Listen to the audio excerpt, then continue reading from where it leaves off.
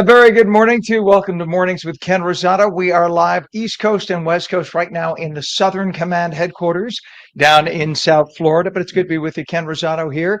And let us check what the forecast is going to be like for the region near you. This weather is brought to you by Audio Nova, your hearing experts, serving all of New Jersey with 13 locations. All right, Mike. Hello. Mike and I, by the way, are fresh from Fort Lauderdale. Mike was in Fort Lauderdale over the weekend. So we're going to show a picture of us in just a little bit. But now that, oh, there it is. There That it was fast. is. Look at that. A little Yeah. warmer than New York and New Jersey getting like an inch of snow. What's that about? Yeah. Well, the winds, the warm winds that warmed us over the weekend down there, not going to be present with us today. But we get above freezing in New Jersey. That's a start, right? Little baby steps, small wins, we like to call it, because yes, there is some more snow on the way. After a clear, beautiful day today, look at what's waiting in the wings. A little bit of that snow, some sleet and ice there in pink, and some rain showing up in green. All of that moving east today across most of the East Coast. Again, we see the clouds first throughout the afternoon, very high and thin at first. You can see those thin clouds working in across northern New Jersey right now, whereas the rest of the state stays nice and clear. But there are some rainy days ahead because even though there's a little bit of snow on the onset of this system tomorrow, most of it stays plain rain because it's an upper level system. It doesn't bring much in the way of energy or moisture, so it'll give us some spotty showers throughout the rest of our Tuesday afternoon. You can see that with the futurecast, most of the wet weather moving across the mid-Atlantic, out of the Midwest, and again, nosing into New Jersey later on tonight. So as we head into the overnight hours early tomorrow morning, it's a little too warm for it to all be snow. So it's mostly rain going into our Tuesday and staying kind of wet throughout the rest of this week with system after system giving us clouds, fog, showers right through the day on Thursday. You see another round of wet weather coming into the East Coast that gives us our kind of chances of rain pretty high throughout the next few days. So it's a warmer and wetter pattern, which is good news considering there will be plenty of clear sky around ahead for the weekend. But this is great, especially when the southerly breezes come in to melt the giant snow piles. And you can already see that with those breezes blowing in on the satellite picture from the south and west, allowing for some of that warmer weather to get going. Again, it's not a whole lot of rain. Most of this in the Midwest will stay not so energized. It's not like it's a big storm system coming, which is why there's just some light chances of rain throughout the day tomorrow, scattered, spotty, intermittent into the rest of the day on Tuesday. Most of that snow, however, stays off to our north, and you can even see as the clear sky gets going today, we'll try and turn milder, but we're actually still a little bit cooler than average because we should be in the low 40s by this time of year, especially now that we're 2 days into March. As we head into the rest of this week, though, this milder weather that's positioned across most of the Southwest will start to move its way eastward and deliver much milder conditions throughout later this week. So, Ken, we've got 70s on tap in the New Jersey this weekend. Well, can't wait to tell you all about that.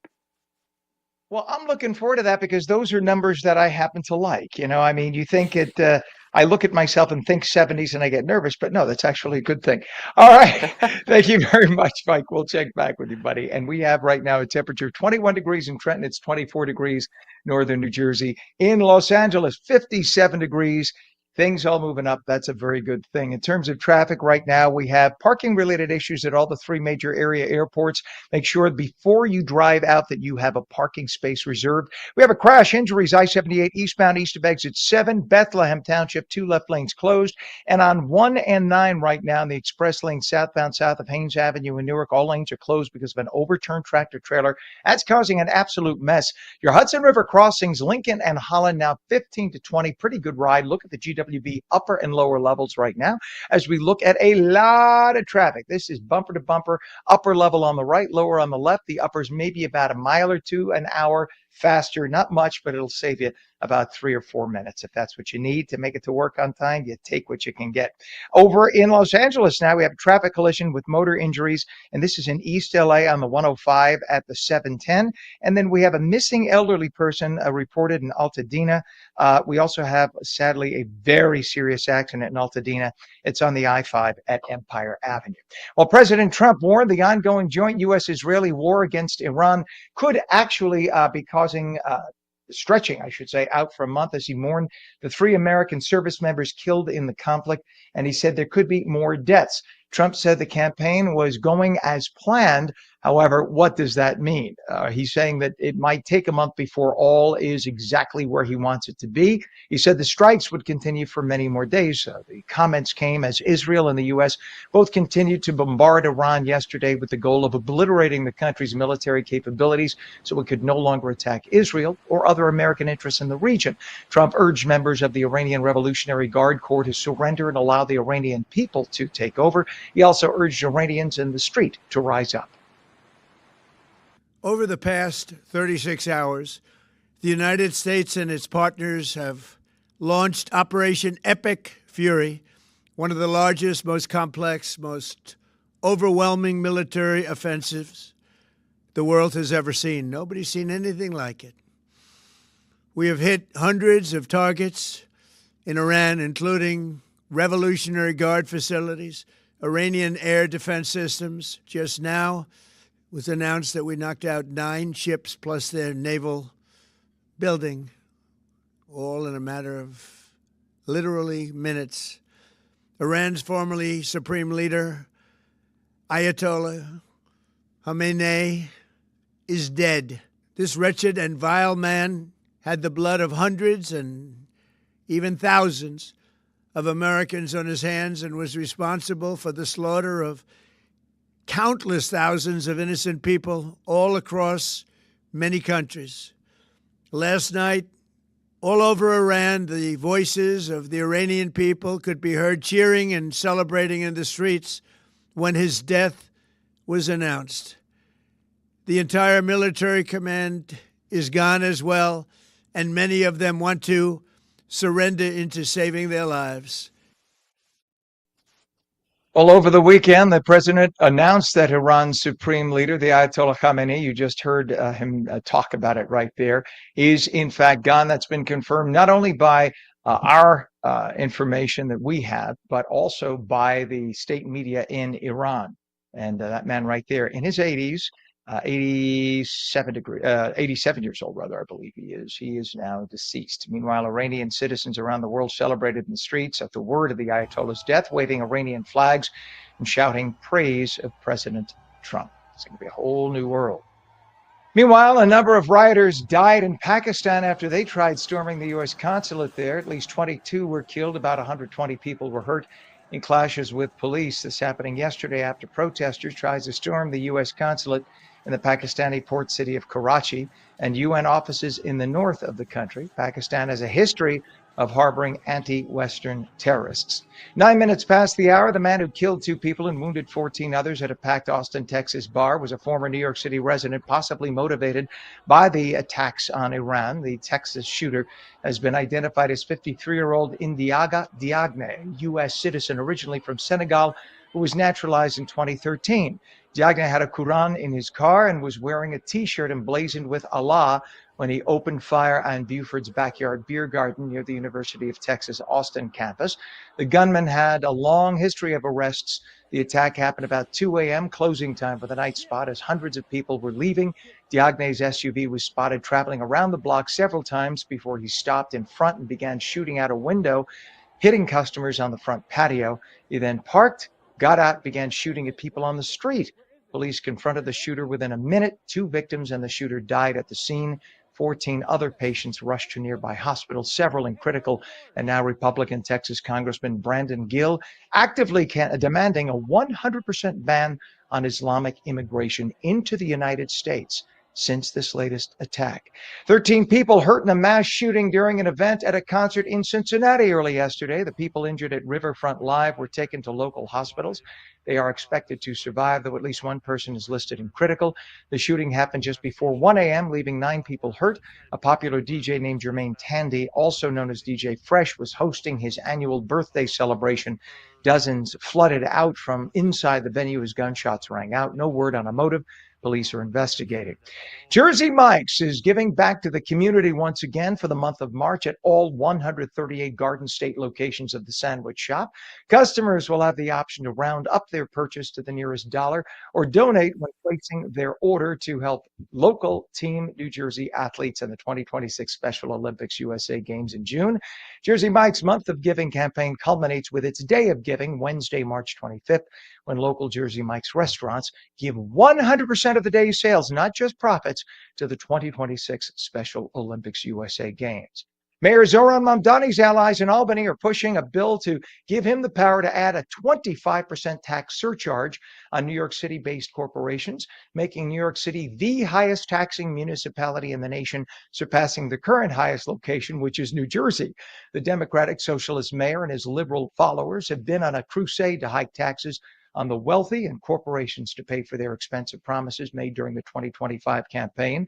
Mamdani said he prefers that Governor Kathy Hochul and the state legislature raise income taxes on millionaires or the corporate tax rate to help bridge a multi-billion-dollar gap in his budget plan and finance his agenda, rather than his plan B, hiking New York City, property taxes by nearly 10%. Liberal Democrat Governor Hochul is seeking re-election to a second term and said that she opposes any broad-based tax increases this year. The word has it the day after the election, she'll flip-flop like she did during congestion pricing and raise those taxes. And Nancy Guthrie's abductor could be captured using cell phone data, the same tactics law enforcement used in the Kohlberger case, according to forensic experts who analyzed the Idaho killer's phone. Special agents from the FBI's cellular analysis survey team are pouring through batches of cell tower data near Guthrie's home, and they're hoping that will get them to their solution. 13 minutes past the hour. When we return, Paralyzed Veterans of America celebrating 80 years. We'll talk about this amazing organization's accomplishments. You're watching Mornings with Ken Rosato. We're back in 2.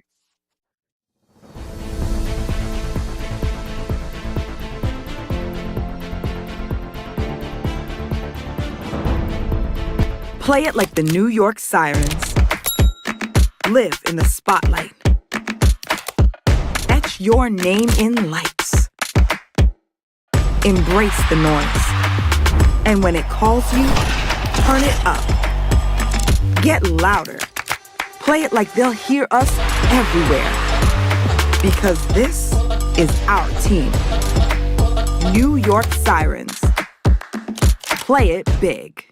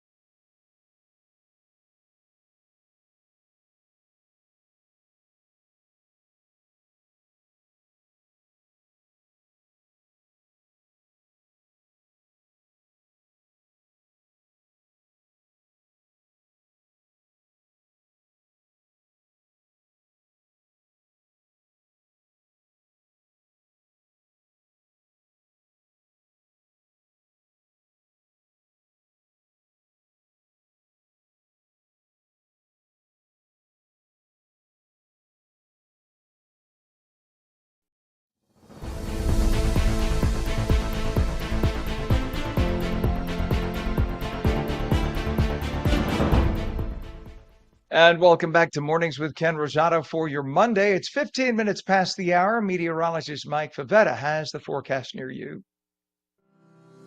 This weather is brought to you by Audio Nova, your hearing experts, serving all of New Jersey with 13 locations. All right, Mike. So I'm looking at the weather in Fort Lauderdale right now. It's looking pretty nice. Just saying.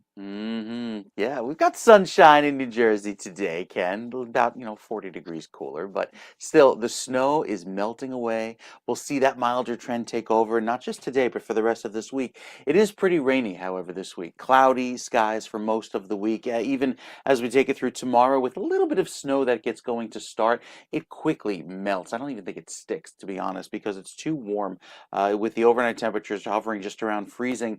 By the afternoon, it's all rain across the state tomorrow, and then as we head into the rest of the day on Tuesday, that wet weather dwindles down and just gives us some clouds to start our day on Wednesday.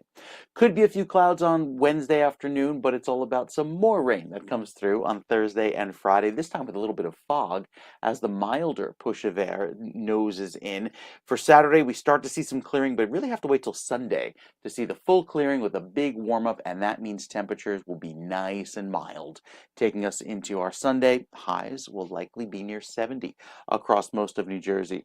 It's clear across the West Coast for most of California, even right down toward the LA basin, as again, it's going to remain quite well, seasonably warm out west as that warm weather takes over for much of this week, including us here in the Northeast. We'll talk more about that snowfall potential tomorrow and who has the best chance of seeing the little bit of flurry activity early on your Tuesday.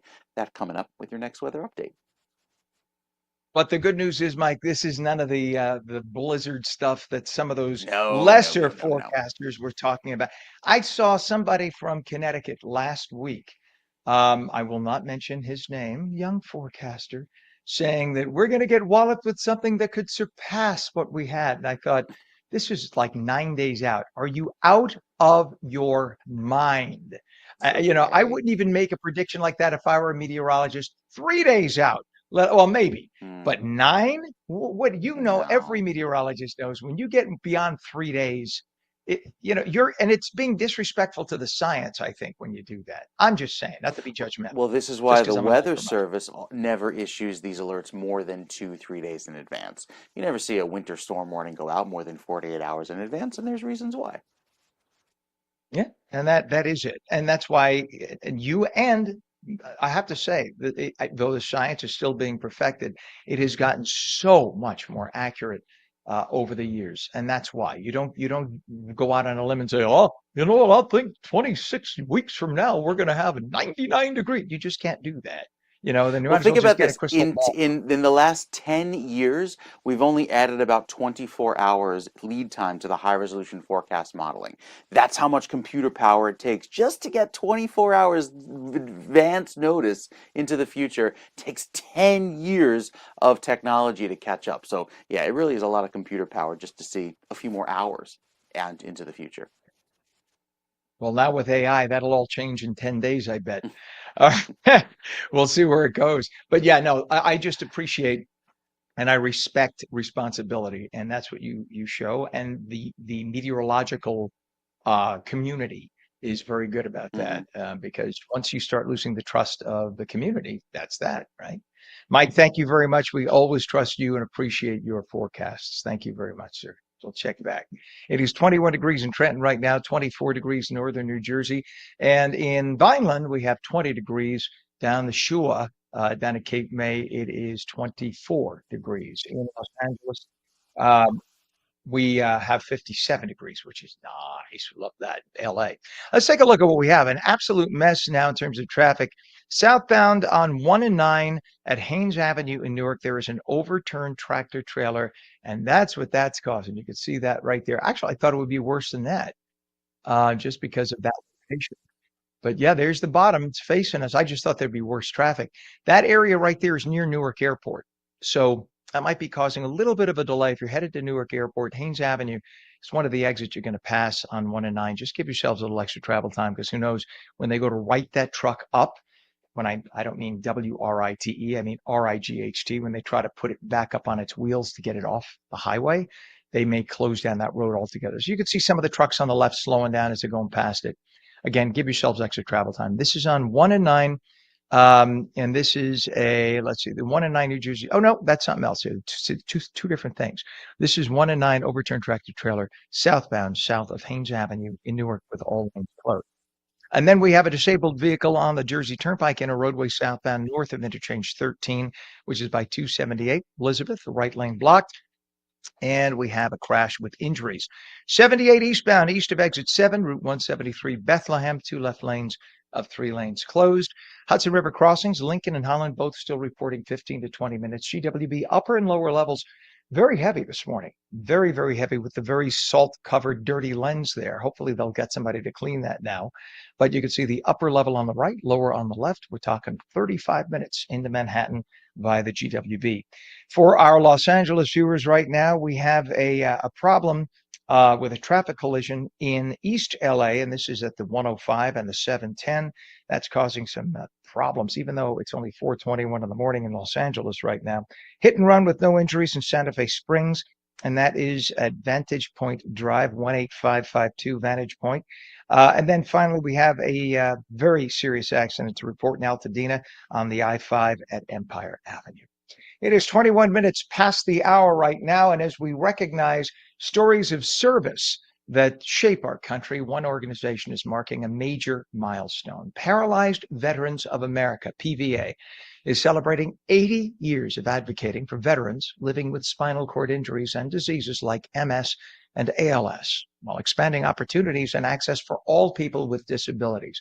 Jesse Lind is a U.S. Marine Corps vet and PVA member. We say good morning, Jesse. Good morning. Good morning. Thank you for having me.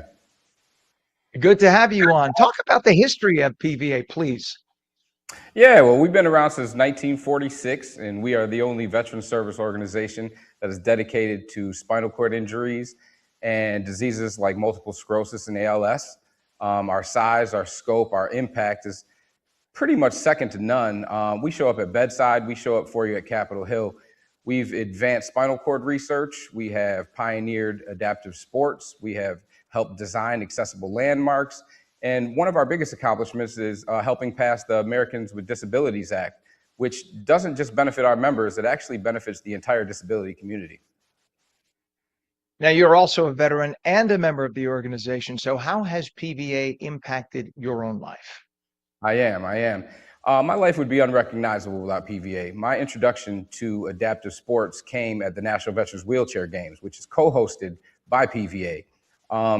That pretty much changed my entire life trajectory. I have accomplished so much. I have met so many wonderful people, made so many great memories, made lifelong friendships, and none of that would have happened without that initial introduction. I came home to my own community and started a wheelchair basketball program. I started my own nonprofit. My life would just be unrecognizable without that introduction. Beyond adaptive sports, they've helped so many of my veteran brothers and sisters with benefits and accessible housing and adaptive vehicle grants. They're doing very important work. Well, now you guys have a very special campaign called the Power of PVA campaign. It shines a spotlight on veterans like yourself. What message are you hoping that people take away from this anniversary initiative? Absolutely. No, well, 80 years is a long time to make an impact, and that's exactly what we've done. The PSA just came out. No paid actors. This is real veterans, real PVA members. I have a small feature in it. Might be a little biased, but I think they did a really good job. What we're trying to do is highlight, accessible housing and adaptive vehicles, meaningful careers, family, and adaptive sports. All the things that we hold near and dear.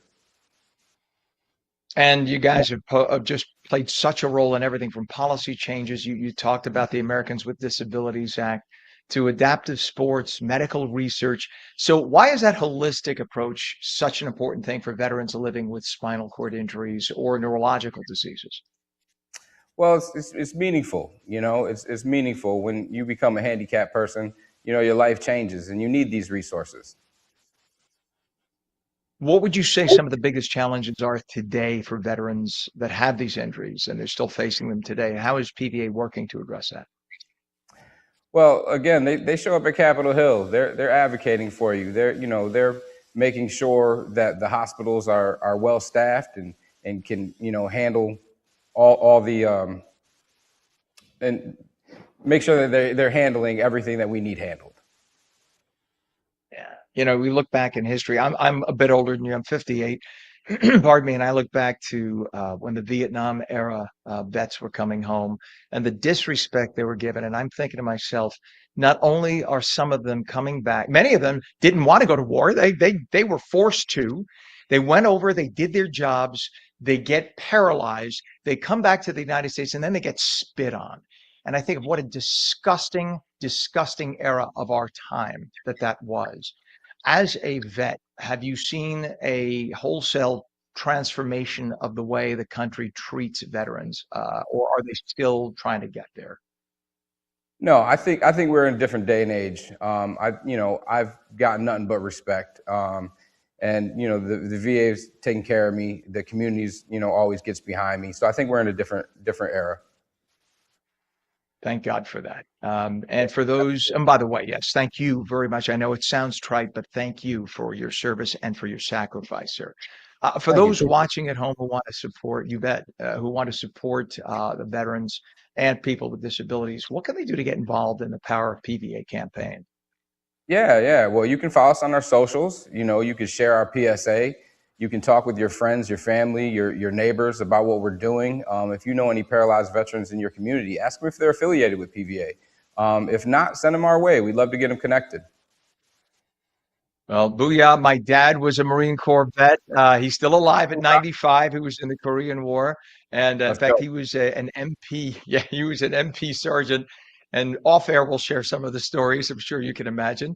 But I I know can't. he's watching and I know he wishes you the best. Jesse Lind, Marine Corps vet, PVA member, thank you for coming on this morning. And again, thank you for your service, sir. Thank you, sir. Appreciate you having me. You bet. Thank you. It's 28 minutes past the hour. When we come back, as our population ages, Alzheimer's disease is becoming one of the most urgent public health challenges. We will talk about it. And we'll take your calls at 888-658-0234, 888-658-0234. You're watching Mornings with Ken Rosato. We're live on both the East Coast, New York and New Jersey, and on the West Coast, Los Angeles and San Diego. It is 27 minutes past the hour, and we'll be back in 2 minutes. Don't go away.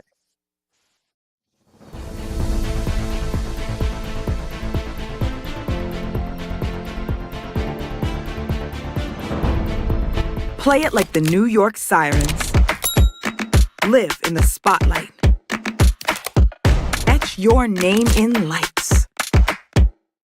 Embrace the noise. And when it calls you, turn it up. Get louder. Play it like they'll hear us everywhere.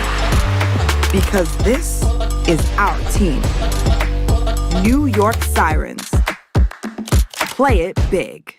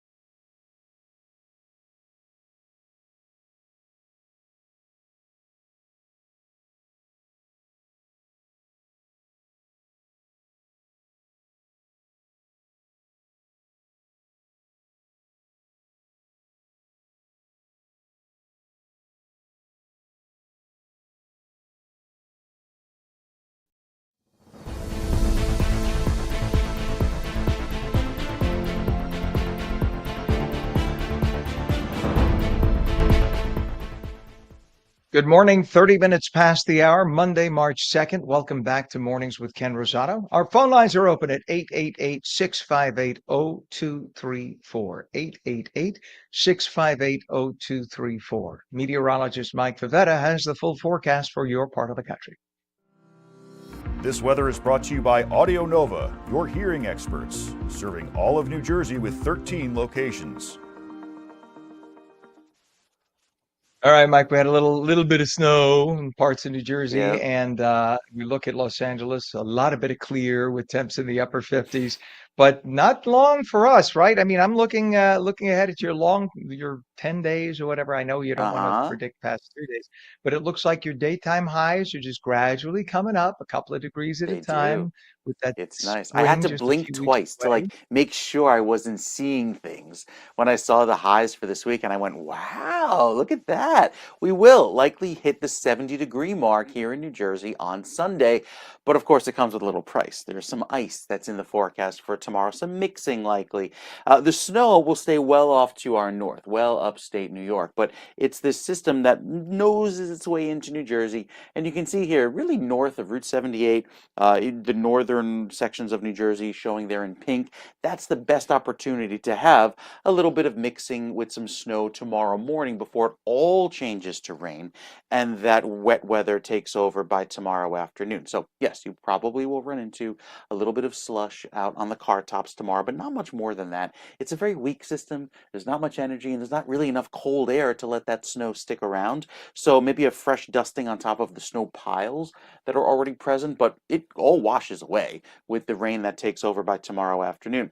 Even so, look at how that cold air is just making its way into New Jersey with most of the warmer weather off to the south that will take over throughout the day, giving us our rain through your Tuesday afternoon. As far as today, just some high clouds down in Southern California. It's a beautiful start to the day there with the clearing that gets going as the sun rises in the next few hours and really allows for a nice warm up along the west coast for today and even into tomorrow. Clear sky, nothing more than a little marine layer each morning.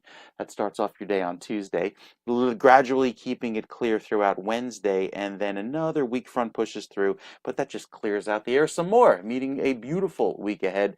No more of these, days of rain that we had over the last few weeks with those systems that lined up one after the next. It's all about the warm up that starts out west and gradually pushes its way eastward over the next several days, and that will tap into here in New Jersey and the Northeast right through this weekend, especially into Saturday and Sunday, where those highs, like I mentioned before, Ken, will likely reach 70 degrees. Can't wait for that.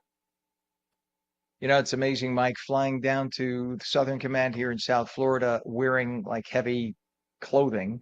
I think I'm going to fly back up in shorts just to defy the odds. No, it's an amazing thing how fast, they call it crazy March for a reason, how fast Hmm. the temperatures and the forecast can change in March from day to day because of the Hour clash to of hour, even. different. Yeah. Yeah, amazing. But I'll take it because I'm a spring file. I love it myself. All right, Mike, we'll check back with you, sir. Thank you very much. It is 21 degrees in Trenton right now. It's 24 degrees northern New Jersey, 20 degrees in Cape May, and 22 degrees in Vineland. We go to the West Coast, 56 degrees Los Angeles, 59 degrees in San Diego on this early Monday morning for the West Coast, only 4:34. West Coast, East Coast is 7:34. In terms of traffic, we have a disabled vehicle now on the New Jersey Turnpike, and that is located at interchange 13 by 278, the Goethals Bridge in Newark, or I'm sorry, in Elizabeth. So that's causing about a mile delay. We also have an overturned tractor trailer, and that is located on 1 and 9 southbound, south of Haynes Avenue in Newark. All lanes are closed there. For those of you there we go. You could still see they're working on that. So they'll hopefully get that righted and cleared out. For those of you who are headed to JFK right now, the Terminal 4 parking lot, which is the big international lot, is currently at, let's see, oh, it says 100%. An hour ago it was 99%. It is now 100% capacity. This is, again, one of those weeks where people get away vacation. It's spring break for many colleges. This is when the spring breaks start. I use that as a plural because depending on where you are in the country, spring break started in like the Midwest or whatnot, and then parts of the Northeast now, and it goes for the next month. Each week, you'll notice different parts of the country celebrating spring break or taking it. So just know that the airport parking lots are going to be jammed, people driving to the airports park their car, etc. If you're headed to the airport by car, make sure you have a long-term parking space reserved, because otherwise you'll get there. I did this once, awful. You can't find a place to park.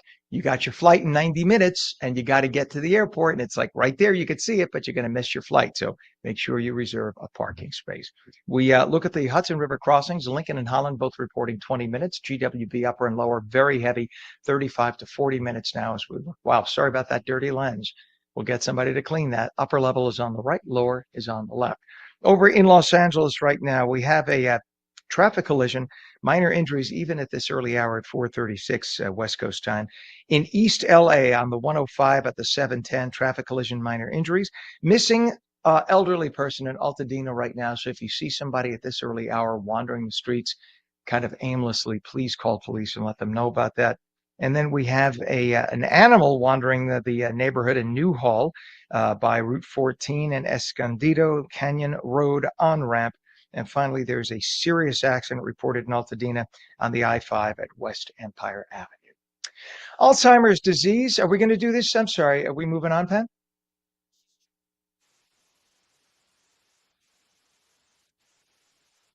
All right. I'm wondering if can our guest hear me? Guest, if you could hear me, wave. You can. All right, Pam. So I'm just going to go with this. She could hear me. All right. We're having some technical issues, but fortunately, she can hear me. Alzheimer's disease becoming one of the most urgent public health challenges of our time. Now, a major investment is helping advance research and treatment in the Garden State.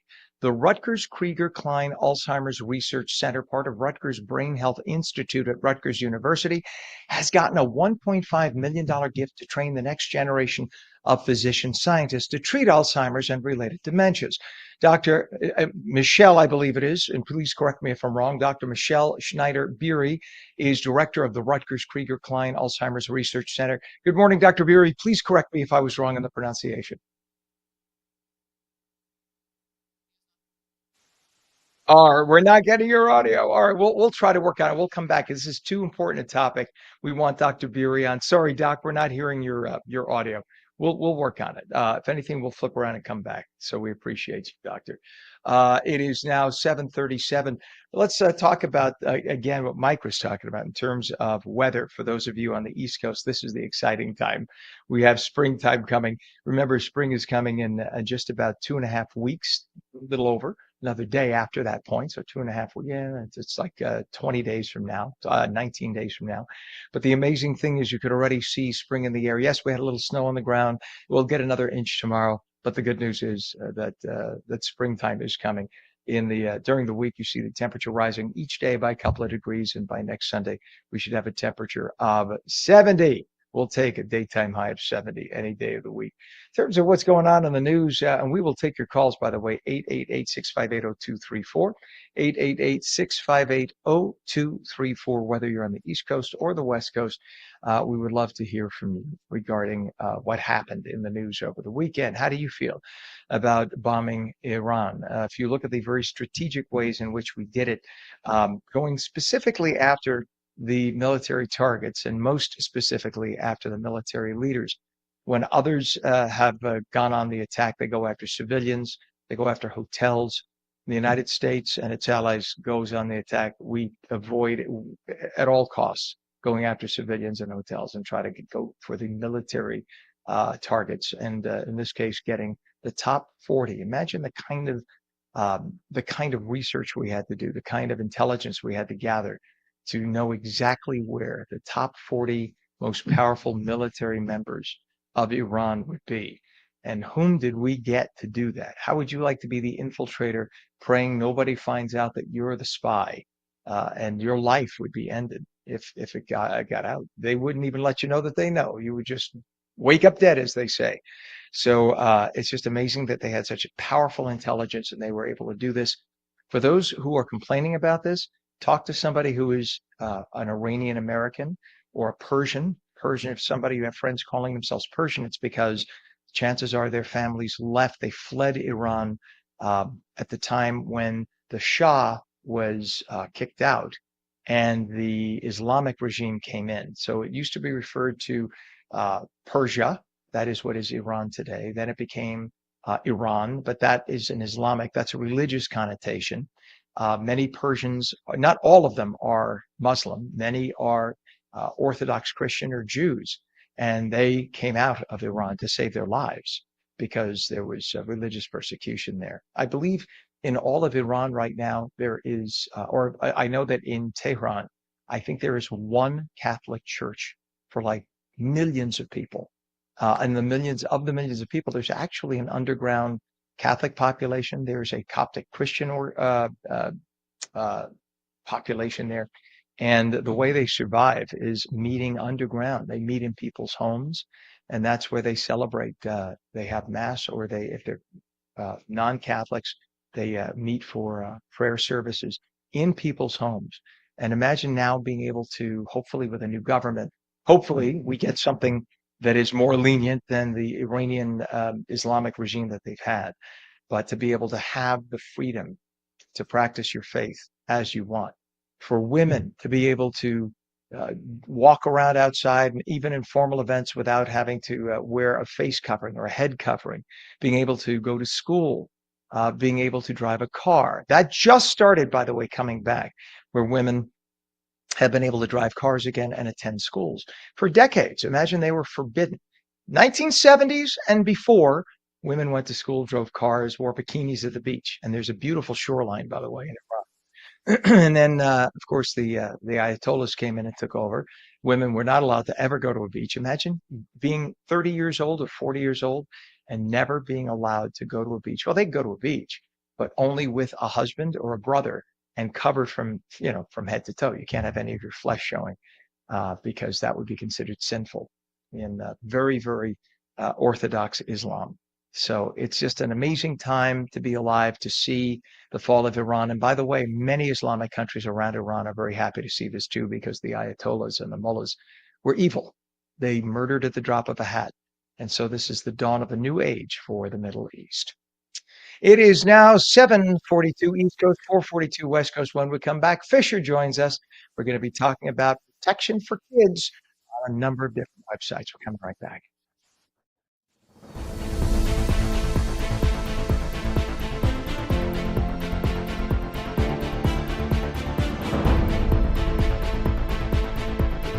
Play it like the New York Sirens. Live in the spotlight. Etch your name in lights. Embrace the noise. And when it calls you, turn it up. Get louder. Play it like they'll hear us everywhere. Because this is our team. New York Sirens. Play it big.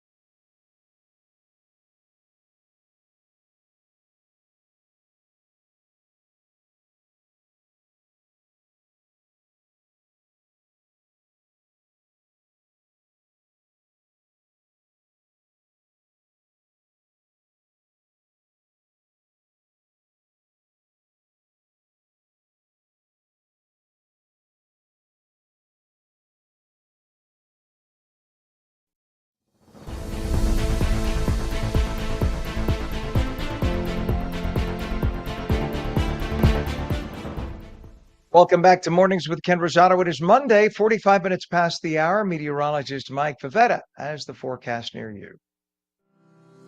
This weather is brought to you by Audio Nova, your hearing experts, serving all of New Jersey with 13 locations. All right, Mike, little scare of snow, inch or so, dusting in some parts, and then maybe a little something tomorrow, but nothing to write home about and be scared of, right? No, no. In fact, today I think is a pretty sunny day. It's starting off beautiful today. Temperatures chilly, they're down in the 20s, but will warm through the afternoon thanks to that high pressure, keeping our skies nice and clear. Just some high thin clouds eroding at the sunshine by the end of the day. Then we get into this evening, and some of that rain and snow start to work its way northward. Again, it's a short-lived snow event, just a few flurries in the morning, maybe a coating on the car tops.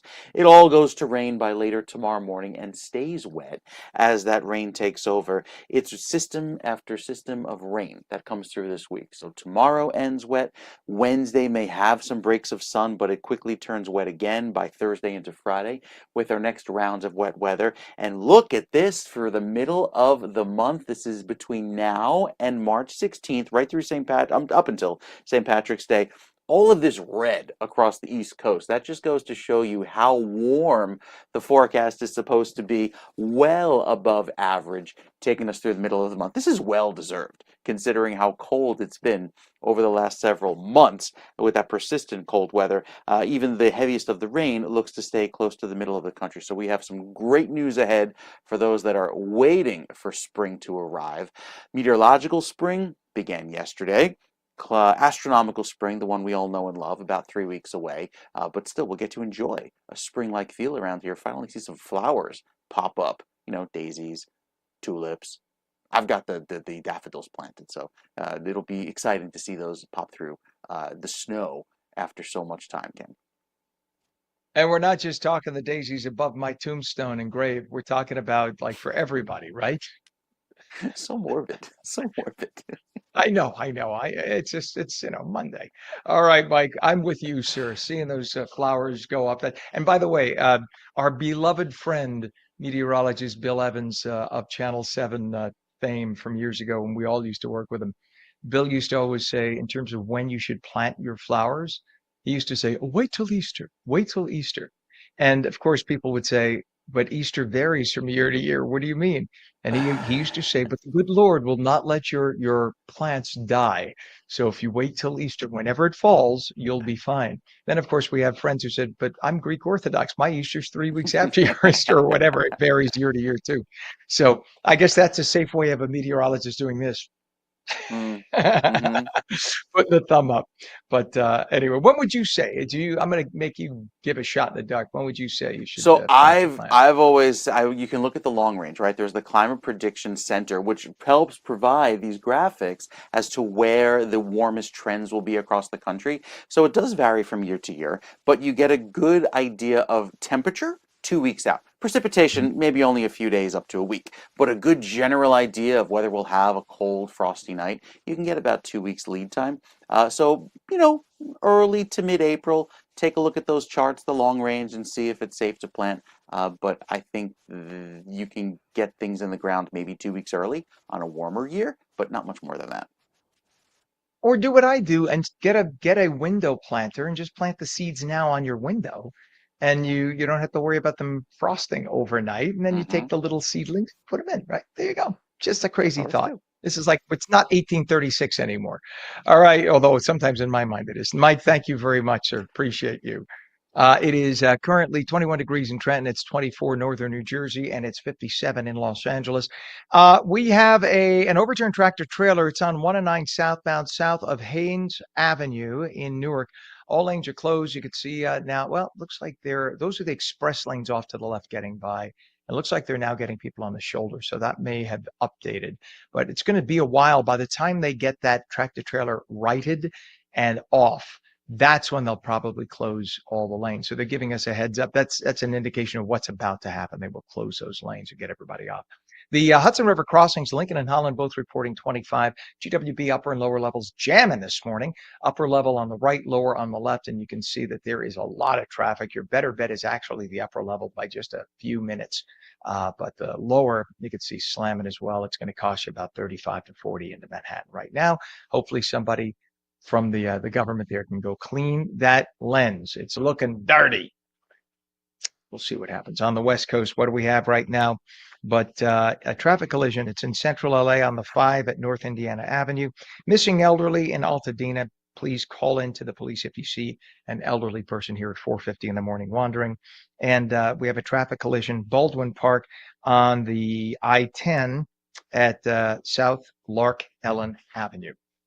Well, Reddit and Discord are both facing scrutiny over age verification practices aimed at protecting kids online, with privacy concerns mounting around the current methods and calls growing for app stores to handle age checks. Instead, we turn to brand and digital strategist Fisher, who can be found on X and Threads with username @Fisher, and at his website, fisher.media, for the full story on what's happening and what it means for users. Good morning, Fisher. Good morning, Ken. How are you? Good, sir. So why all the controversy, as they say in Great Britain, with age verification?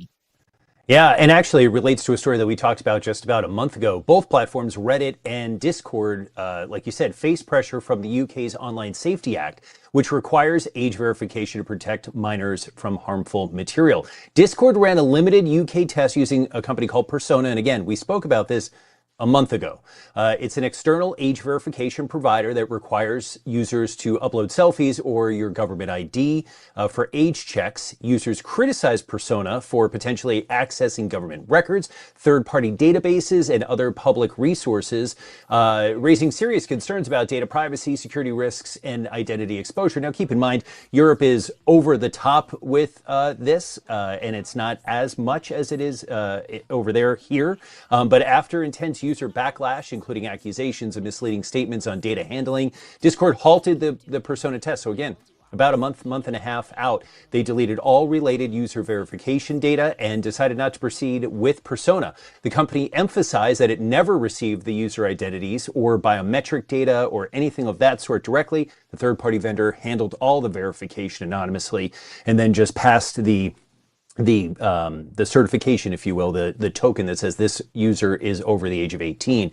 Discord stated that 90% of users can be age assured. Now, we talked about this again in the story a month ago, age assured via non-invasive measures, meaning the account's been active for 10 years, you have a credit card on file, I look over the age of 18, but there is growing pressure on Apple and Google to handle age verification at the App Store level, potentially reducing burdens on individual apps like Reddit and Discord. And that leads to our next story, which I'll let you. Yeah, so Apple. Yeah. Let's see this little dance we do. So Apple is rolling out its own new age verification system on the App Store to ensure users are at least 18 before they can download certain apps. So talk about that. Yeah, and this is an important one, and I'm going to carve out a little piece at the end and we could discuss this. Now, Apple, again, the age verification is, again, to ensure users are at least 18 or older before downloading certain apps, complying with laws in specific United States, and foreign countries. This tool supposedly blocks underage users from accessing apps rated 18 or over, and that's, again, to meet regulatory requirements protecting minors. Now, the rollout applies in Utah and Louisiana, as well as Brazil, Australia, Singapore, and coming to a UK near you. Developers will be able to use Apple's updated, it's called a Declared Age Range API. The API is a back-end way that an app and a company can talk to each other, an app and a website, and that will determine the user's age range without, again, accessing personal details like exact birth dates. Now, it builds on Apple's ongoing effort to support compliance with emerging child safety and age assurance laws globally, and emphasizing privacy-focused age signals rather than invasive data collection. And if you're dealing with security, Apple is top of the line. Everything is encrypted end to end. You verify a lot of the information on device, which means you're not passing your driver's license and personal information. That's the way Apple Pay works. The credit card information stays on a chip on your phone, and it just passes a token that says to Target or whatever the establishment is, this is the credit card and pay that. And that's the way that this information works. Now, coming to a California near you, and eventually a New Jersey, and all of these things sort of have something in common, this might roll out as well. Now, where it starts to get dangerous, and we talked about this in prior stories, the need to authenticate yourself when trying to use Google or a web browser, just to prove that you're over 18 so that you can search and do things of that, or like that. Now, again, where it becomes dicey is when states and countries start requiring your device to be age restricted, meaning in order to have an iPhone, so you'd have to prove it's you, and you're over 18 by uploading a driver's license or any type of ID to verify your age to actually use your device. And then once your device is acknowledge that you're over 18, then you would be able to go about downloading apps and using websites of that sort. But it gets real, I keep saying dicey, but it gets real dicey because then that starts the ability of tracking. Like if I've uploaded, now obviously it's your phone and there's a lot to that. I already have all my credit cards and my driver's license on my phone for other reasons. But when you have to upload and verify just to use your phone, I don't know, like that begins the ability of governments to track you. Yeah. Not company. No, I mean, you're right. companies Big are already brother. doing it, but yeah, but you're tying your driver's license or your passport or some other government, ID. And I'm not saying that the United States is going this route, and on the iOS basis, but California can, as we talked about, Utah, Louisiana, they're requiring it for these apps. It's a slippery slope that we're about to go down if we get that far. And just like when they wanted to legalize marijuana, all they had to do is say first medicinal, and there was only going to be one dispensary. Then there were 50 dispensaries. Then it was recreational within a few years. And now all of a sudden it's like even the non-licensed places are selling pot and nobody cracks down on them. That's the slippery slope. You start out small and you gradually creep. Before you know it, government has total control again. So Yeah, and it's going to be 100%. passed as this is going to be safety for, kids. Well, I don't have a kid, so why should I have to do this if it ever came to that, So where does that begin? Well, it's just safety for kids, and then it's just to make it easier so that you could get your prescriptions online or whatever that is, and then eventually it is, oh, we knew that you went to this website. Yeah. All right, sir. Brandon, digital strategist Fisher, who can be found on X and Threads with username @Fisher and at his website, fisher.media. Thanks for coming on today, sir. Take Good to care, have you. Ken. 58 minutes past the hour. Those of you in California, stay tuned for more news and information on LACA. On the East Coast, stay tuned for On New Jersey Mornings. Thank you so much for watching. We're coming back in 2 minutes.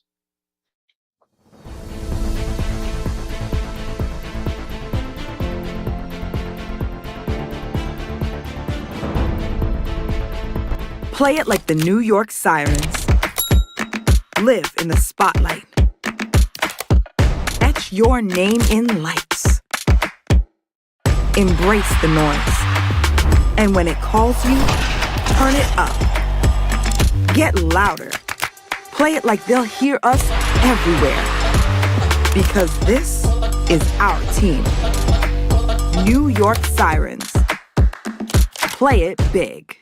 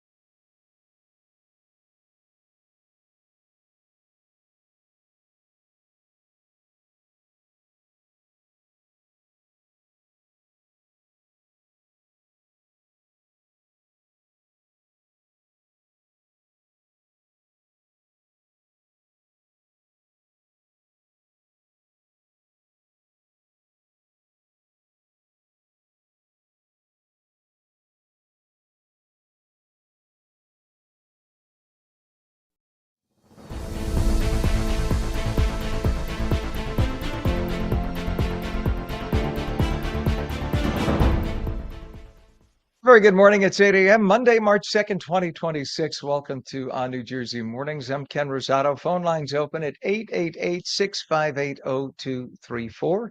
888-658-0234. Pretty nice day, actually. Partly cloudy, highs low to mid 30s. Meteorologist Mike Favetta has the full Garden State forecast. This weather is brought to you by Audio Nova, your hearing experts, serving all of New Jersey with 13 locations. Got the eye on the prize, Mike. I got the eye on the Yeah, prize. that's right. Got the eye on the prize. Looking ahead to next weekend and some nice warmer temperatures. And we could actually say warmer, not just milder, right? Warmer. I know, especially after yesterday. I took a nice walk in the sunshine just with a light jacket. It actually felt pretty decent. And then it's like a reality check this morning. We're back into the teens and 20s.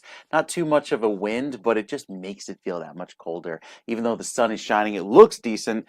And then you step outside, 21 right now. That's an actual air temperature in Toms River, 18 up in Sussex, 23 on the Green in Morristown, with a wind chill.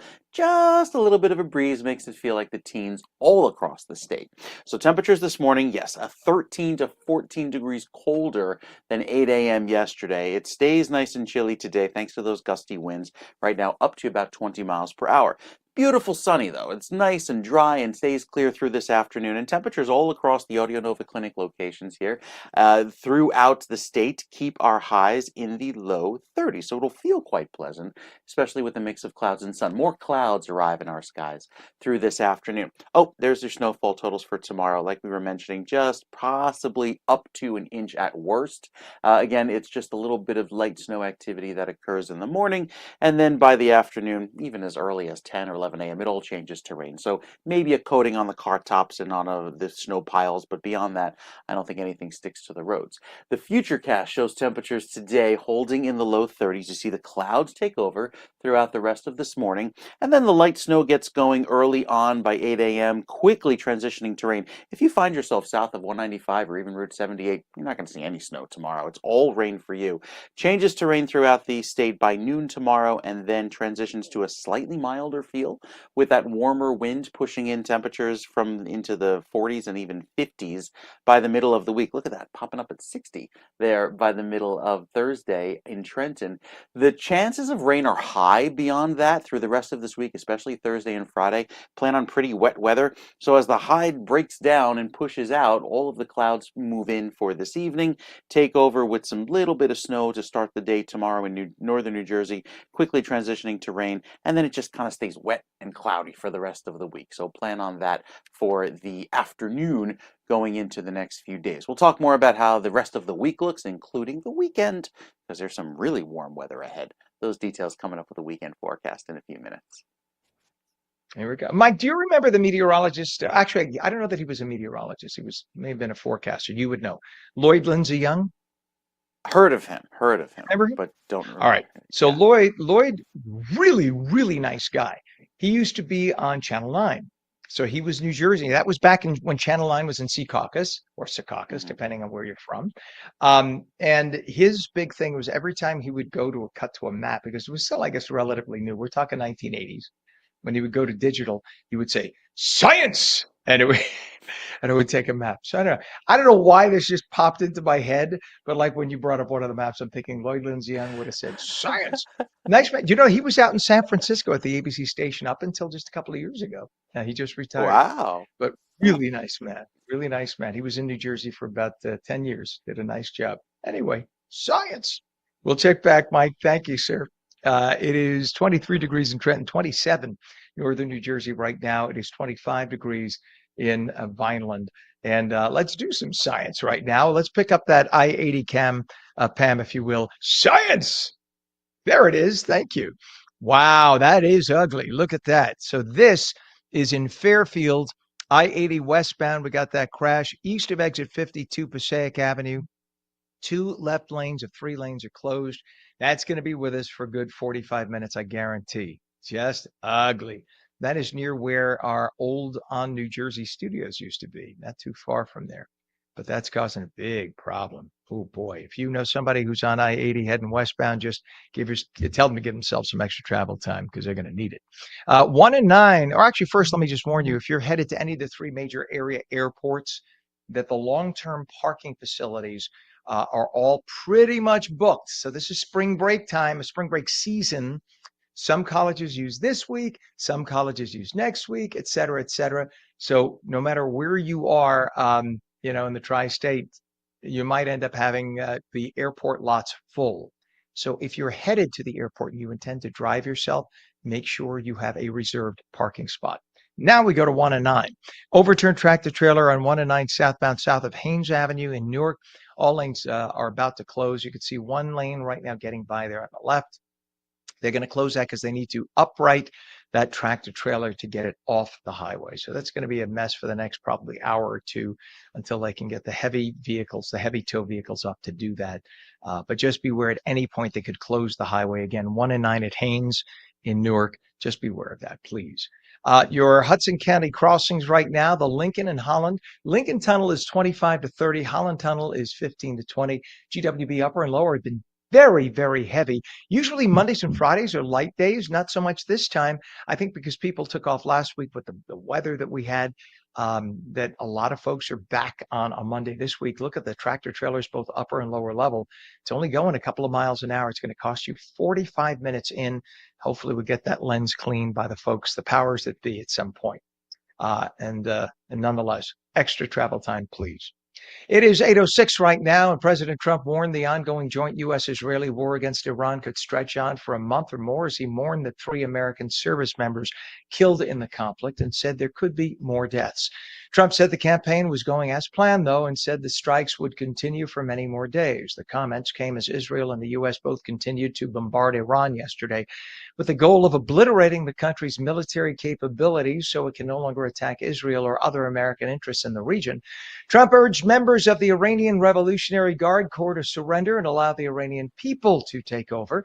He also urged Iranians in the street to rise up. Over the past 36 hours, the United States and its partners have launched Operation Epic Fury, one of the largest, most complex, most overwhelming military offensives the world has ever seen. Nobody's seen anything like it. We have hit hundreds of targets in Iran, including Revolutionary Guard facilities, Iranian air defense systems. Just now it was announced that we knocked out 9 ships plus their naval building, all in a matter of literally minutes. Iran's formerly supreme leader, Ayatollah Khamenei, is dead.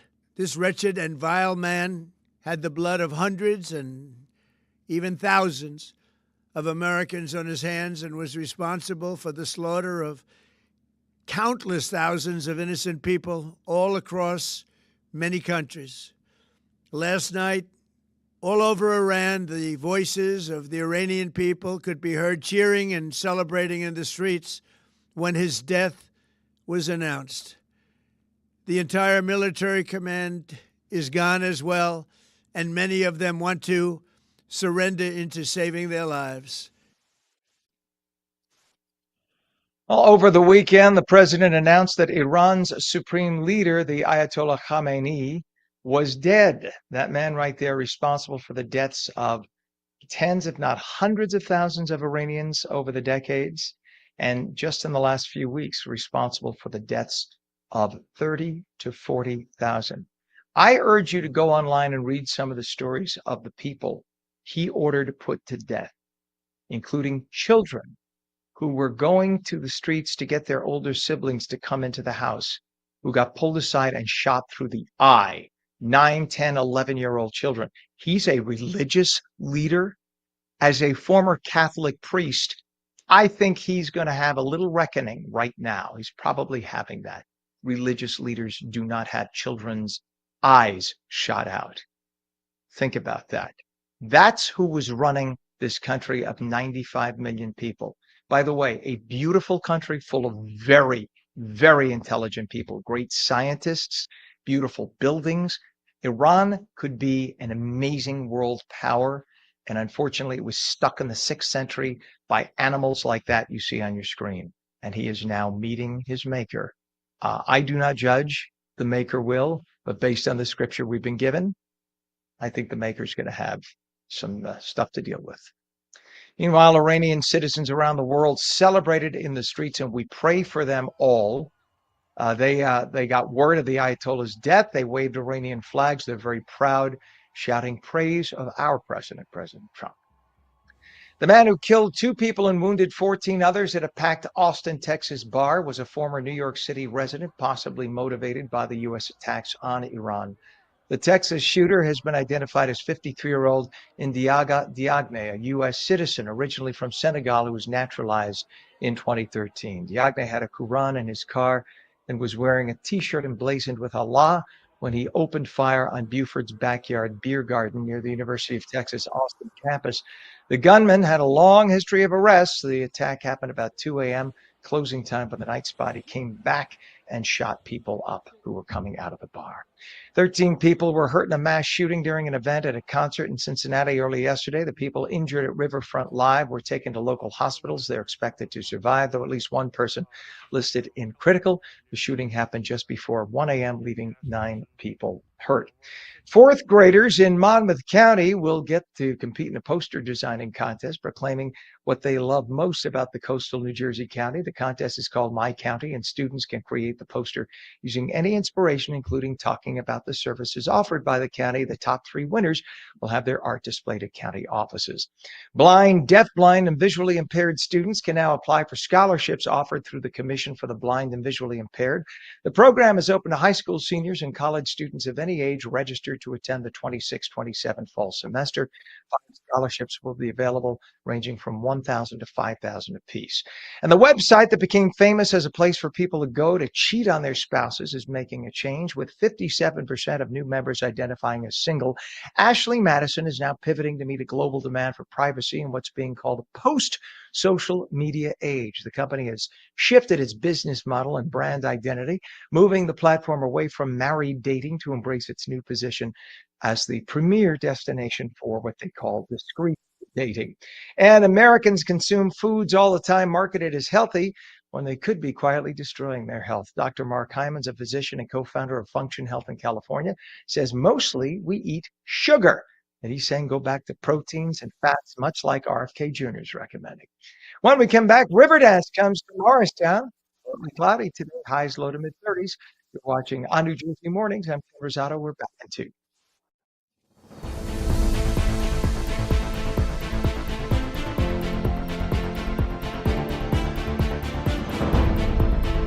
Play it like the New York Sirens. Live in the spotlight. Etch your name in lights. Embrace the noise. And when it calls you, turn it up. Get louder. Play it like they'll hear us everywhere.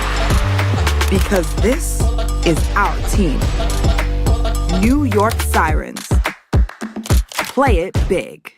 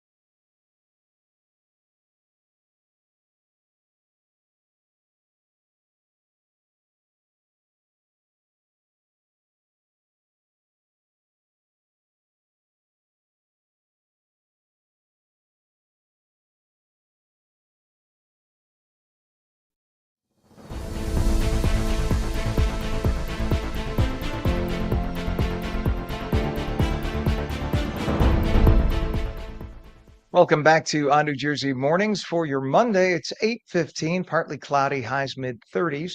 Meteorologist Mike Favetta has the Garden State forecast for you. This weather is brought to you by Audio Nova, your hearing experts, serving all of New Jersey with 13 locations. All right, Mike, mild weather headed our way little by little, but we first have to get through maybe a dusting of snow tomorrow. Yeah, a little bit of mixed precip through most of the state. I think northern New Jersey, Morris County, Sussex County, Warren, and western Passaic has the best chance of seeing some snow early on in the day. It'll transitions to some rain by late morning. You in central New Jersey today, enjoy the sunshine because it's probably the last time we'll see it, at least until the weekend. A lot of clouds on the way for this evening, and then, of course, the rain that gets going tomorrow morning.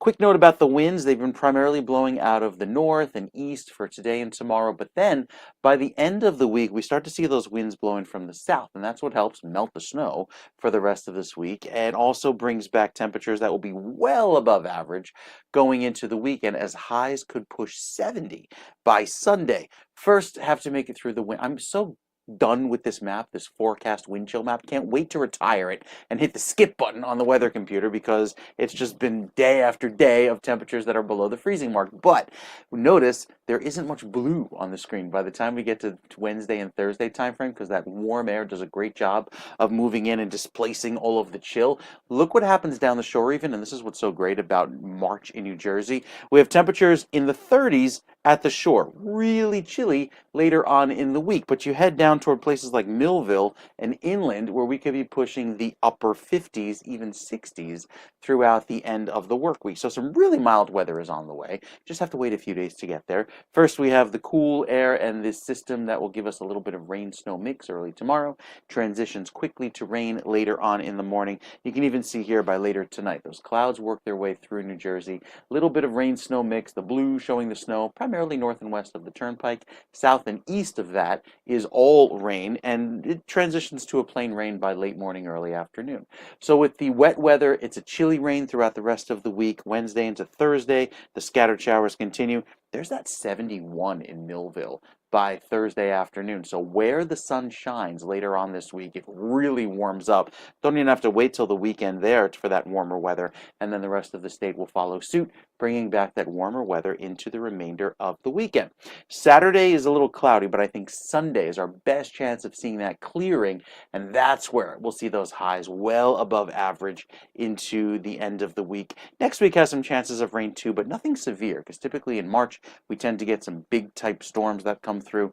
I don't see any of that, at least in the next 10 days. So some good news there. Look at the big warm up, pushing 60 as soon as Thursday. Could be nearing 70 by the weekend. The rest of the forecast coming up, Ken, in a few minutes.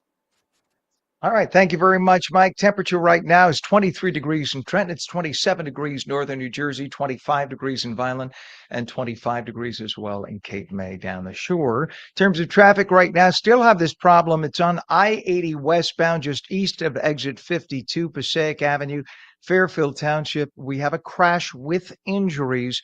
2 left lanes of the 3 lanes closed. You can see what an absolute mess it's created for the morning rush on I-80. Usually that is home to about 10 to 15,000 commuters a day. And that is absolute, or a morning, I should say, not a day. That's causing a massive delay. So that's, again, Interstate 80 headed westbound just east of exit 52, Passaic Avenue, Fairfield, with 2 left lanes closed. Again, if you're headed to any of the area airports right now, many of the long-term parking facilities are jammed. They're packed, 95 to 100% capacity. So make sure you reserve a spot, or else you'll get there trying to get your car parked and get in to catch your flight. You're going to find that there is no place to park. So make sure you go online, reserve a parking space on your way. We have another issue on, this one's on 1 and 9 southbound, overturned tractor trailer. This has been going on for about an hour. Southbound, south of Haynes Avenue in Newark, all lanes are closed or subject to closure. Right now, it looks like they're trying to get by in the left lane. We say subject to closure because in order to upright that tractor trailer, they're going to have to shut all the lanes down. So just beware of that. At some point, they may have to close it down entirely for about 10 or 15 minutes. We look at our Hudson River crossings.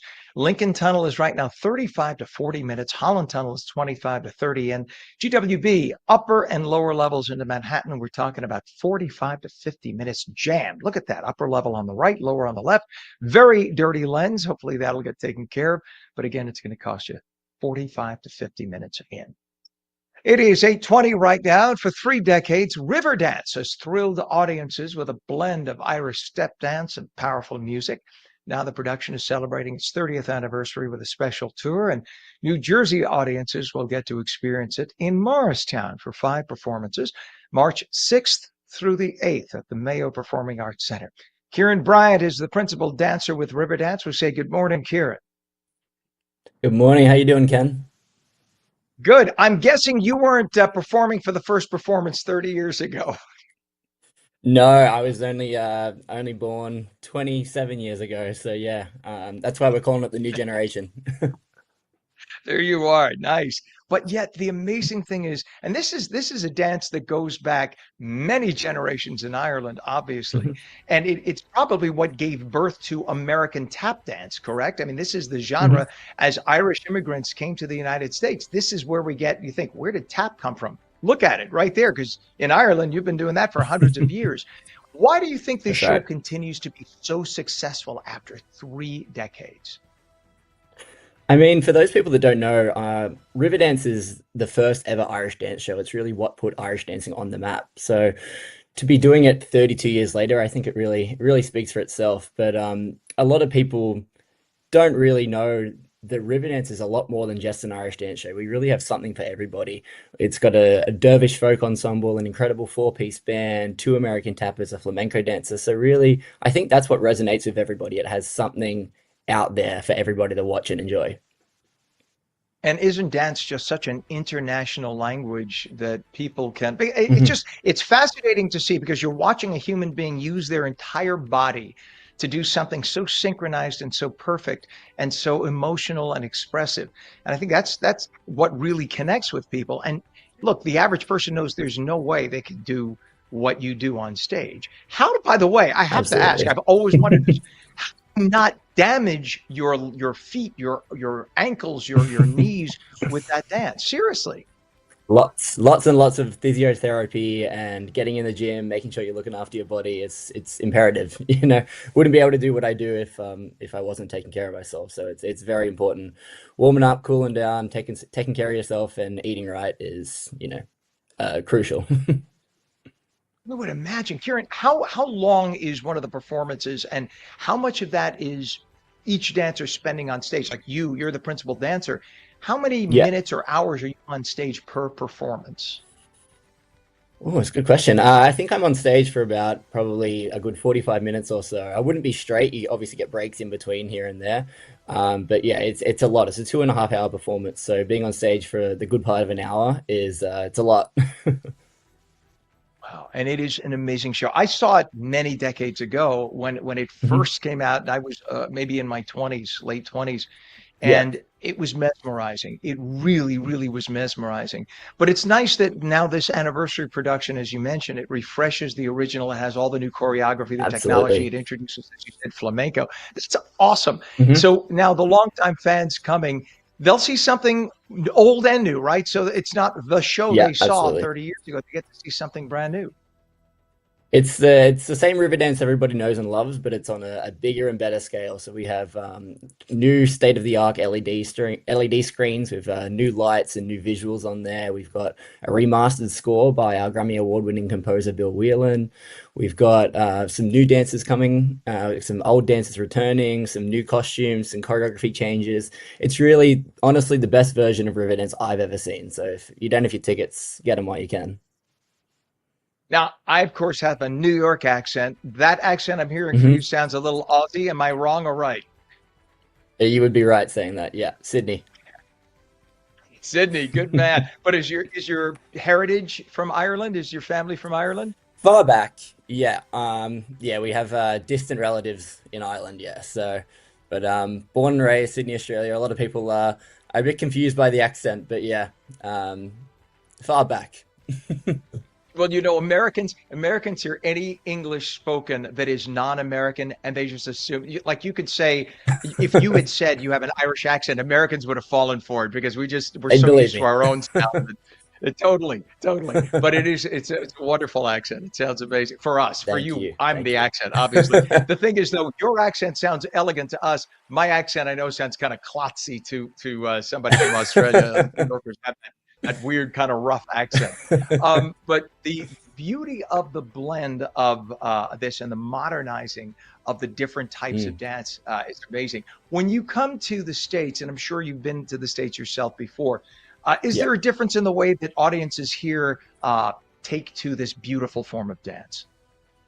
Absolutely. I mean, it's different every country you go. I love the audiences out in America. They're very lively. You always get a good response from them. But it's, yeah, like you said, it's kind of different everywhere you go. So, we just did a UK tour at the end of last year, and the responses were amazing there. But it's just a different atmosphere you get from each audience. So it's incredible. I love coming back to the States. This is my fourth time performing here. So we love it. Yeah, I can just imagine the people in the audience. Hey, Gladys, look at the toe dancing. This guy can do toe dancing. It's freaking amazing. Yeah, we It's love a little that. different, A bit right? of Just a little heckling. bit different. Absolutely. But heckling with love, not with not with any bad Exactly. intent. Exactly. Uh, Believe me, I have never met a person who has said a negative thing about Riverdance. It's just such an amazing and beautiful show. And for people Well, who thank have you. never seen it, and the truth, it's emotional. Actually, I never Mhm. thought I would get emotional at a dance performance, and it is amazing. So now you'll be at Morristown for a number of performances. And what are you most Mhm. looking forward to? A New Jersey audience. Jersey is a little different from New York, even.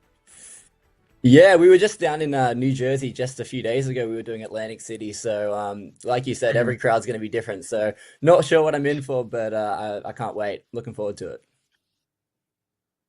Here's what you do. If you get on stage and you get to talk to the Mhm. folks, say that you love Jersey tomatoes. That's number one. And say, Perfect. tell everybody that you know that New Jersey is more than just a suburb of New York and Philadelphia, and you'll get cheers. I promise you, those are two things because we Perfect. are sort. South Jersey is Philadelphia, North Jersey is New York. It is what it is. We just accept it. Kieran Bryant, principal Perfect. dancer with Riverdance. You are an amazing man. Have a wonderful number of performances here in New Jersey, and we thank you for coming on this morning. Thanks for having me, Ken. You bet. Thank you. And for those, by the way, who want to get tickets, let me tell you once again, you could do so. It's at the in Morristown at the Mayo Performing Arts Center. Go online and buy your tickets. It is now 27 degrees in northern New Jersey. When we come back, Fairleigh Dickinson University launches a new mission for students and faculty to get involved with the community. We're coming right back.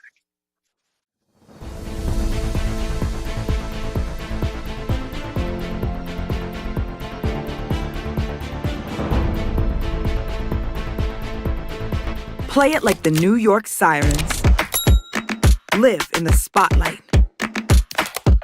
Etch your name in lights. Embrace the noise. And when it calls you, turn it up. Get louder.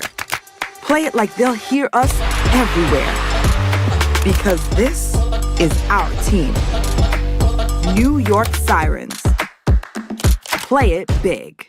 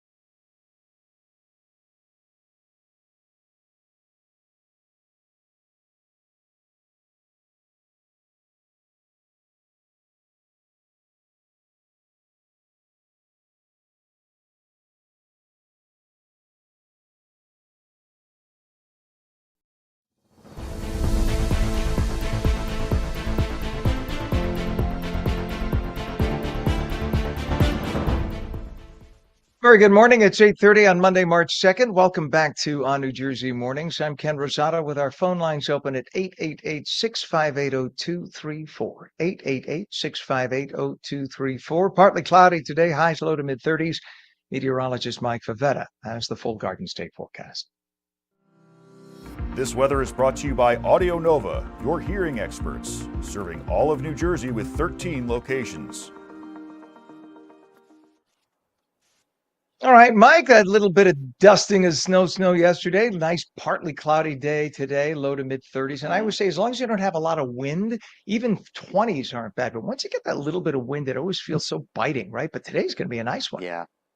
It's true, and I almost forgot it flurried yesterday morning because you went out in the afternoon. It was warm, it was sunny, it felt great. Temperatures in the 50s, especially standing in the sun, felt nice and warm. Well, today, where there's sun, especially in northern New Jersey, you'll feel a little bit warmer. The clouds take over across southern New Jersey today, kind of capping our temperatures in the mid to upper 30s at best, especially along the shore. It'll feel quite chilly with those clouds rolling in through this afternoon into tonight and then thickening up as some showers work their way into New Jersey later on this evening into the overnight. Temperatures today should be in the 40s, and we're a solid 10 degrees cooler than that. So still below average going into today. Look at the clouds across northern New Jersey already working in. Clear sky elsewhere, but again, the clouds take over from south to north beginning this evening, working its way up the coast as some snow transitions quickly to rain tomorrow morning. I think it's all rain by 10 a.m. tomorrow. So any few flurries that are in the forecast tomorrow will certainly be short-lived. And then we're back to clouds and showers for the rest of this week, but warmer weather as temperatures climb into the 50s and near 60 by the end of this work week. But the weekend? Well, that's something to see. Notice clouds and showers just about each and every day. Maybe a break of sun Wednesday, but I think Thursday and Friday also feature rain. Look what happens by Saturday with highs in the 60s. Sunday, best bet of the weekend, 72 and sunny. It's going to look amazing around here with all that clear sky. Can't wait for that. So just a few more days, hanging in there, and then we'll start to see that mild trend take over into the second week of March.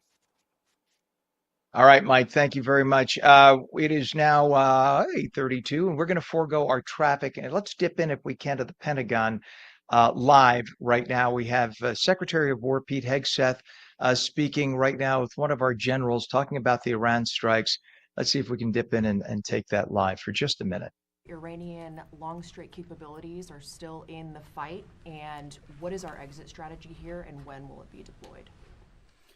Well, they have long-range strike capabilities, which we are hyper-focused on. The brief we got just this morning, Admiral Cooper knows exactly and precisely what kind of threat matrix he's looking at, the way they might change their techniques, and how we adapt to that. So we're making sure the theater commander has absolutely everything he needs. I mean, one of the things the chairman mentioned is for months and months, even before we built up, we ensured that we had maximum defensive capabilities in theater to allow the president the decision space in the future. So even before this buildup in the last 30 days, we discreetly brought defensive assets in to make sure, understanding that there are Iranian capabilities. As far as time frame, I would never hang a time frame from our perspective. The commander-in-chief sets the op tempo and terms of this fight. As I said, it's on his terms. And we'll make sure that Admiral Cooper and his team have everything they need, not just to defend. I mean, the best defense is good offense. And so we're aggressively pushing into that airspace over that southern flank to ensure that we control it and we destroy anything that moves that would attempt to shoot us. Think of it as shooting the archer instead of the arrows. That's where we want to be. And we have the kind of exquisite intelligence to get over the top, find that and destroy it. It won't happen overnight. This is a big battle space with a lot of capabilities. That's part of the reason why it's such a threat to us. That's why I talk about conventional umbrella to blackmail nuclear ambitions. All right. That is Secretary of War Pete Hegseth right now speaking at the Pentagon with one of the admirals involved in the attack on Iran. And at this point, what we've learned is that this may go on another 3 or 4 weeks until every last bit of Iran's military capability is destroyed. What we've gotten around the world is many people celebrating in the streets who are Iranian expats who fled the country. But of course, a lot of people on both sides with very differing opinions on this attack. We'll, of course, keep you updated here with On New Jersey. It is 8:35, and as the nation prepares to mark its 250th anniversary, one local university is turning that celebration into a call to serve. Fairleigh Dickinson University has launched a new initiative called 250 Acts of Kindness, a legacy of compassion, encouraging students and faculty to give back through service projects. Anita Rivers is Fairleigh Dickinson's Chief Community Relations Officer. We say good morning and welcome, Anita. Great morning, Ken. Thank you so much. Thank you. It's wonderful to have you on, and what a wonderful university it is as well. Please tell us what inspired Fairleigh Dickinson to create this campaign. Well, it started a year ago during conversations that I had with some of my colleagues. Dr. Chris Rasmussen, who is our co-chair of history, he and I had several conversations about the nation's celebration. But then I heard a conversation with the Points of Light president, and she talked about the importance of volunteerism and community service and how kindness can really help to change things in a phenomenal way. And so as I began to think about that, and I brought it back to the university and talked with some of my colleagues, that was kind of the inception of our FDU 250 Acts of Kindness. I love that. And isn't that what really sets us apart, right? Because anyone can impose a government program of this or this, and they're all necessary. But when individuals are inspired to be kind to other individuals and volunteer and help each other out as just people, that kind of changes everything, doesn't it? Because it's down to the raw emotional level of one human helping another. So this really focuses on turning history into action. And you've talked about that in your proposal here. So what does that mean, turning history into action? Well, it means total engagement, total inclusivity. And so we were purposeful at Fairleigh Dickinson University in including all of our community members, our students, our faculty, our staff, our alumni, and bringing in our community constituents as well to really promote acts of kindness. There are tremendous benefits to kindness. You've probably heard about the butterfly effect. Well, in terms of kindness, what it means is that one small act of kindness can have a phenomenal impact.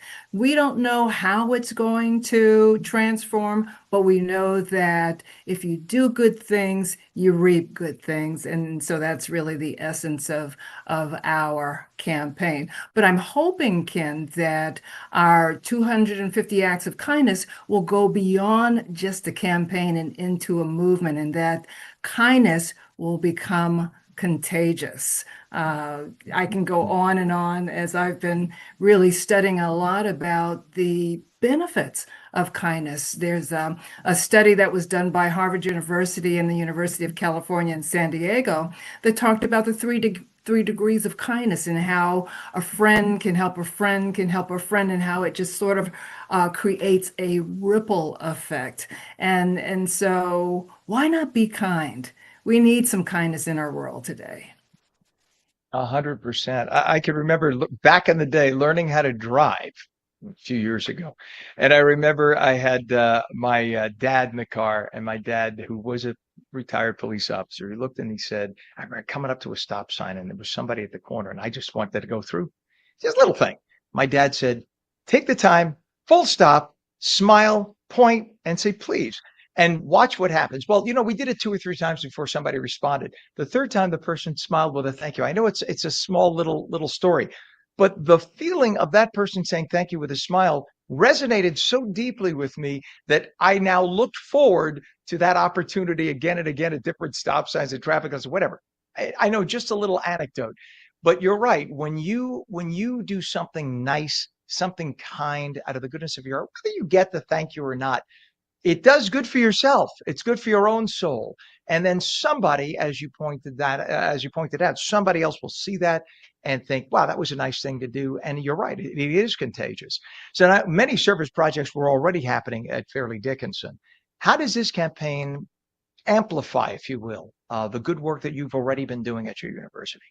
Well, it does just that. It amplifies it. It causes each one of us to really not only reflect on our own levels of kindness, our own feelings of kindness, our own acts of kindness, but it causes us to be more mindful about paying it forward, helping one another, even going out into our community and helping our Center for Food Action, pack snacks for young people, or helping during the Read Across America literacy program at the Teaneck Public Schools and reading to preschool children, or serving hot meals to those who are food insecure. So the amplification is kind of the byproduct of this kindness effort. And I just want to say that one of the definitions of kindness is love made visible through action. And so one small act of kindness can have a ripple effect that just really extends love and kindness beyond our wildest imagination. That's a beautiful thing. We're all called to do that, right? So it's We amazing. are. We're called to do it, and so many of us ignore that call. And then it's amazing when we actually start to do it and we see the wonderful things that happen as a result. We're shocked by it. Well, it's only been a few thousand years we've been told to do it. It is an amazing thing. And share some, you just mentioned a couple of the examples of feeding people who are hungry, et cetera. What are some other of the community partnerships that people can expect to see from Fairleigh Dickinson with this program?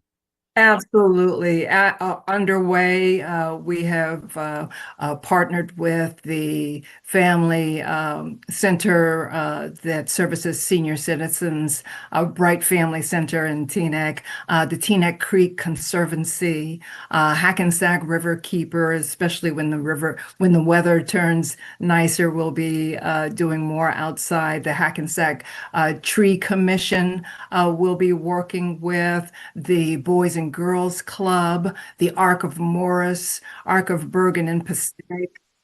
There are just tremendous opportunities. Meadowlands YMCA, the YWCA, Marble Jam Arts and Enrichment Center. Just wonderful opportunities for And us to volunteer. on and on. What's a website I needed for more information for people? fdu.edu and search for acts of kindness, and you'll find all sorts of information. And if you'd like to request volunteer service, there's a form there. Or if you participated with FDU in providing volunteer service, there's a form there as well. But again, we hope that this will go beyond just being a campaign and into a movement. FDU 250X Acts of Kindness. And more proof that Fairleigh Dickinson is not just an institution, but truly a part of the New Jersey community that we need. Anita Rivers, Fairleigh Dickinson's Chief Community Relations Officer. Thank you so much for coming on this morning, and just God bless you with what you're doing, and may it be just a successful thing that just blossoms and goes out across New Jersey. We appreciate you. Thank you so much. Can I invite you to our finale May 6th? Right after my birthday, I'll be there. You got it. I would love to. Thank you you so so much. much, Anita. God You bless you. bet. Nice. God bless you. Nice. It is what if every institution did that, we'd be in a good place. It is 27 degrees right now, 8:43. We're coming back in 2 minutes.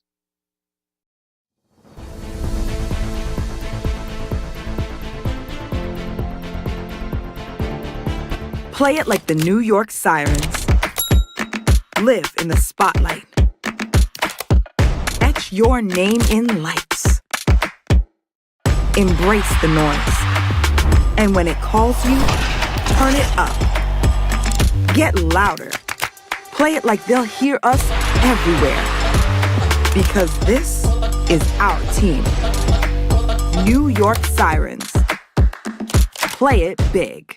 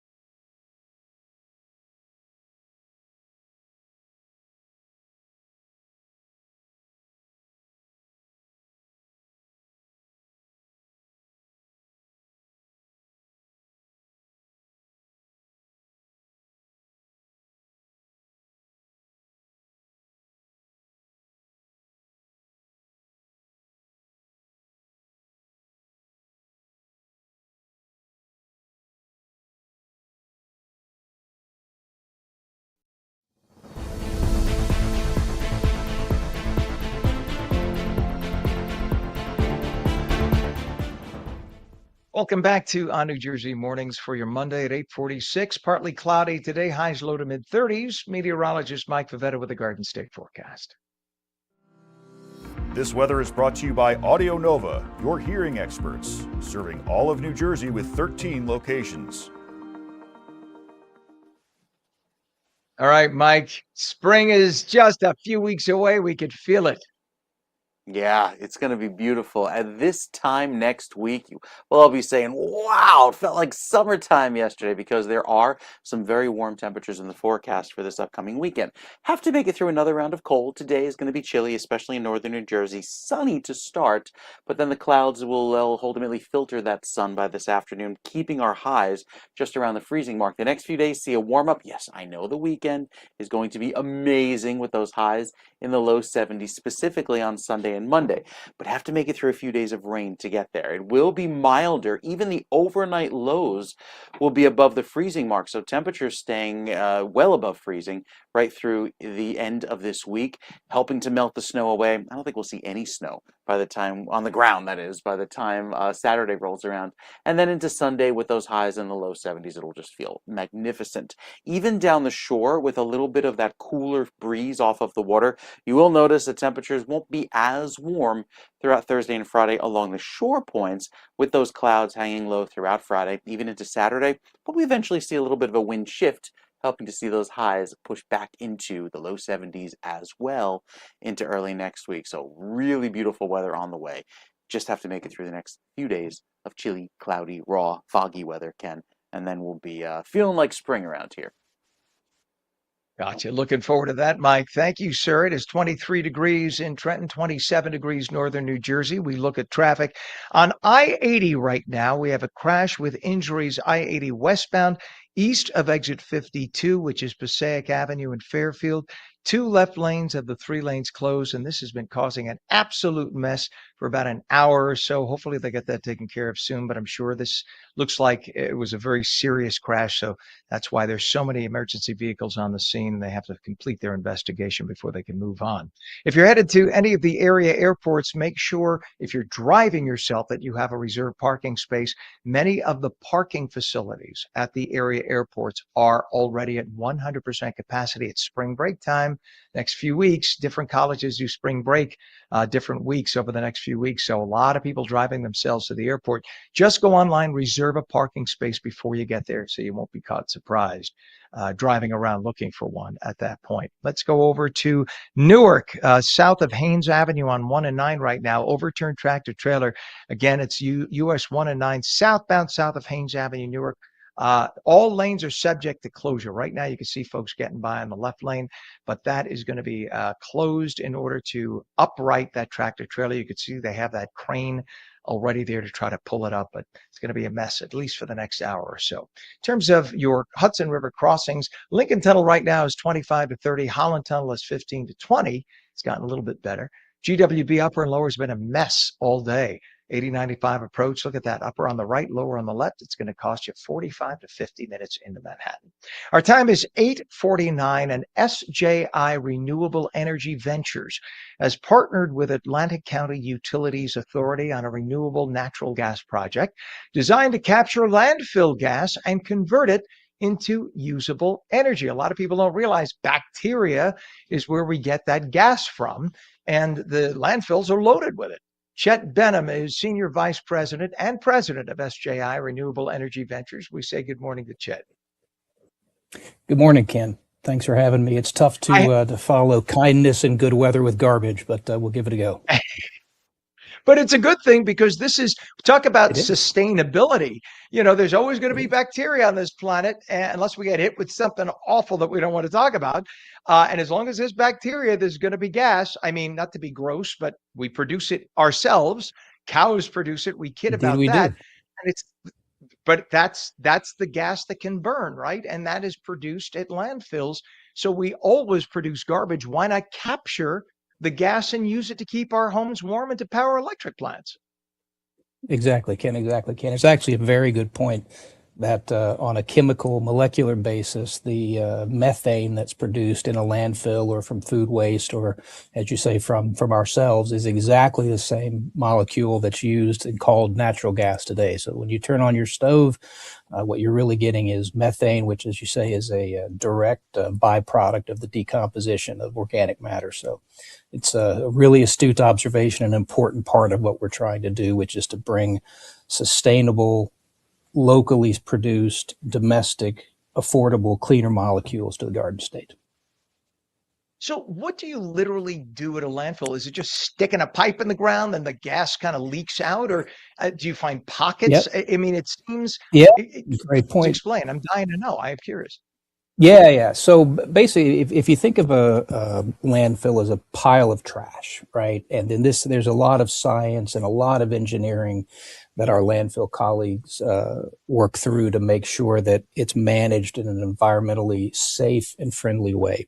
So when you put trash into a landfill, it's covered, and then we go in and we drill wells into pockets of gas. So I would say it's very, very similar to how we extract geologic gas, which again is the same thing from the ground. We then operate a system, a well field, under a slight vacuum. So we're pulling the gas off of the landfill.